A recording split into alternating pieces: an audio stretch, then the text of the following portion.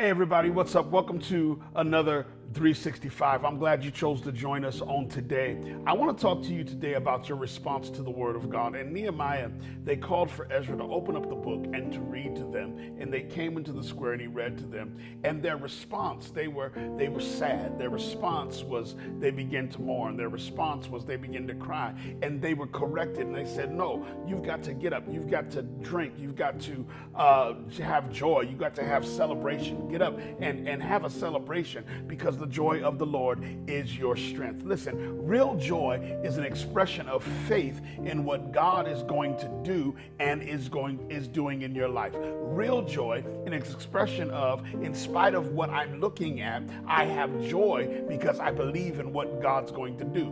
Notice that it says the joy of the Lord. It is a prepositional phrase that tells you possession. It is God's joy. And God has joy regardless of your circumstance, because God knows what he's going to do.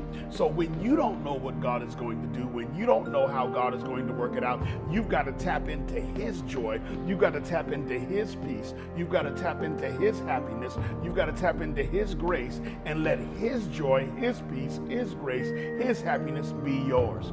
When you don't know what to do, tap into what God says. Tap into the Word of God. So the proper response to the Word of God is to have joy, because I believe what God has said. Listen, if you believe what God has said today, if you believe what God has said over your life and over your circumstance, today you can have that joy.